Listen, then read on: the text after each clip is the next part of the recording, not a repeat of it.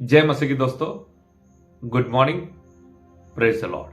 आज के स्टडी के लिए हम देखने जा रहे हैं पहले राजाओं की किताब 17 अध्याय 8 और 9 वचन। कल हमने देखा था किस रीति से एलिया राजा के पास जाता है और बाद में परमेश्वर एलिया को व्यवस्था करके देते हैं और कहते हैं नाले के पास जाके छिप जाना, वहां से पानी पीना और कौवों के द्वारा भोजन की व्यवस्था भी हो जाएगी।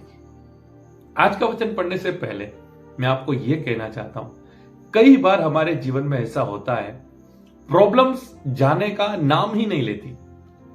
कई बार ऐसा हो जाता है, समस्या पर समस्या, समस्या पर समस्या आती ही रहती है। एक में से निकल गए, दूसरी समस्या आ गई, दूसरी समस्या में से निकले, तीसरी आ गई। ऐसा लग रहा है मानो प्रॉब्लम्स खत्म ही नहीं हो रहे।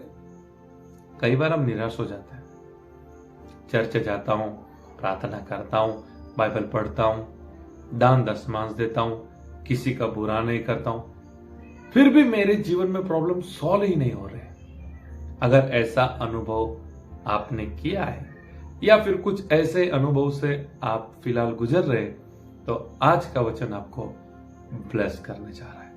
कल हमने देखा था किस रीति से परमेश्वर ने एलिया के लिए व्यवस्था किया था और कहा था नाले के पास छिपा रहना और नाले से पानी पीना और कौवों के द्वारा भोजन का व्यवस्था हो जाएगा। ऐसा लग रहा है सब कुछ ठीक चल रहा है, ऐसा लग रहा है एलिया के लिए बहुत अच्छी व्यवस्था हो गई है, लेकिन आगे क्या हुआ यह भी हमें समझना है। मैं पहले आपके लिए पढ़ना चाहूंगा 7 वचन। कुछ दिनों के बाद उस देश में वर्षा न होने के कारण नाला सूख गया। देखो, अभी एलिया क्या सोच रहा होगा, परमेश्वर ने व्यवस्था किया लेकिन पानी तो खत्म हो गया, फिर नई प्रॉब्लम आ गई। अभी कहां भागूंगा, अभी कहां जाऊंगा, पानी कहां से लाऊंगा। एक प्रॉब्लम में से बाहर निकले, दूसरा आ गया। ऐसे हमारे जीवन में हो जाता है, एक प्रॉब्लम सॉल्व हो जाता है, दूसरा प्रॉब्लम आ जाता है, लेकिन परमेश्वर हमेशा उनके लोगों को ब्लेस करते, हमेशा उनके लोगों के लिए व्यवस्था करते। देखेंगे परमेश्वर ने क्या व्यवस्था किया। 8 और 9 वचन। तब यहोवा का यह वचन उसके पास पहुंचा, चलकर सीदोन के सारपत नगर में जाकर वहीं रह। सुन, मैंने वहां एक विधवा को तेरे खिलाने की आज्ञा दी है। Hallelujah, praise the Lord.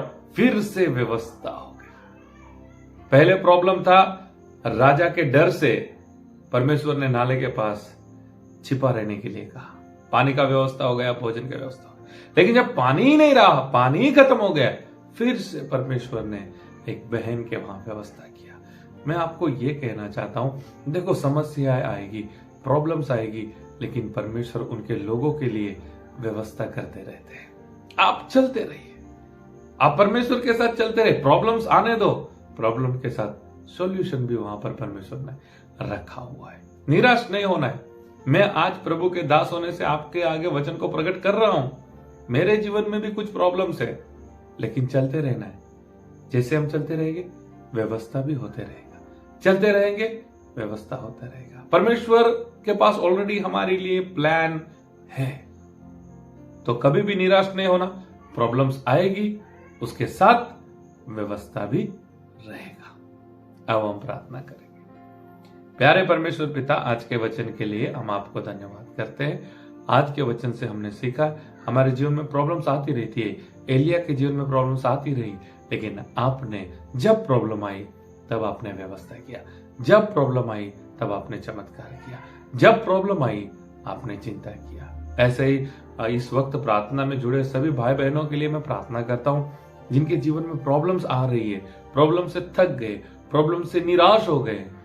मेरी प्रार्थना है आज उनको एंकरेज कीजिए, उनको ब्लेस कीजिए, और जो भी प्रॉब्लम में वे फंसे हैं, जैसे एलिया के लिए आपने व्यवस्था किया, सभी भाई बहनों के लिए आप व्यवस्था कीजिए। ऐसी मैं प्रार्थना करता हूं। आज के दिन की हम शुरुआत करते हैं, आपके हाथ में हमारे जीवन को सौंप देते हैं। प्रार्थना प्रभु यीशु मसीह के सामर्थी नाम से मांगते हैं, आमीन। थैंक यू मेरे प्रियो, मैं आप सभी का धन्यवाद करता हूं। आप मॉर्निंग मन्ना मिनिस्ट्री के साथ जुड़े हैं और कभी भी भूलना नहीं, हमेशा याद रखना, प्रॉब्लम्स आएगी, प्रॉब्लम के साथ परमेश्वर व्यवस्था भी करेंगे। God bless you all, have a nice day.